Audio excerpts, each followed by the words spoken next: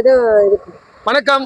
வணக்கம் sir. Okay, Vijay அப்படின்னு அந்த வார்த்தையை பத்தி நீங்க என்ன நினைக்கிறீங்க? அந்த பேரை பத்தி என்ன நினைக்கிறீங்க? நேர்ல பார்த்து.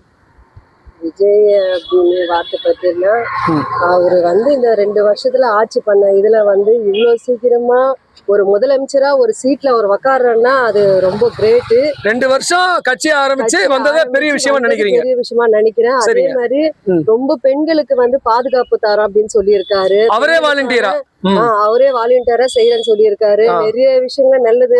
டாஸ்மார்க் கடைகளை மூடுறேன்னு சொல்லியிருக்காங்க. சில கடைகளை மூடிட்டாரு. சரிங்க. அதுக்கப்புறம் சிலிண்டரு அப்புறம் இதெல்லாம் குடுக்குறது ஒரு பக்கம் இருக்கட்டும்.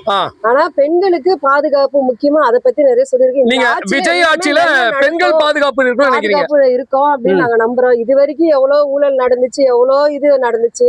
ஆனா இனிமே அவருடைய ஒரு ஆட்சியில நல்லது செய்வாருன்னு சொல்லிதான் நாங்க எல்லாம் நம்பிக்கையோட அவரை ஜெயிக்க வச்சிருக்கிறோம். எல்லாமே இத்தனை வருஷமா நாங்க ஏடிஎம்கேல தான் வாக்கு போட்டு இருந்தோம். ஆனா இந்த வாட்டி ஒரு மாற்றம் வேணும். சோ ஏடிஎம்கேக்கு போட்ட ஓட்டு இப்ப இந்த வருஷம் டிவிகேக்கு போட்டுட்டீங்க. சரி, இப்ப இன்னைக்கு ஃப்ளோர் டெஸ்ட்ல விஜய் ஜெயிச்சிட்டாரு. அறுதி பெரும்பான்மை பெற்ற 144 இடங்கள் ஜெயிச்சிருக்காரு. சோ இப்ப அவர் ஆளுங்கட்சியா ஸ்திரமா இருக்காரு. அதை பத்தி உங்களுடைய கருத்து என்ன? அதை பத்தி அவரு ஜெயிச்சிருக்காரு. அவருக்கு இன்னும் நல்லது மென்மேல நடக்கணும்.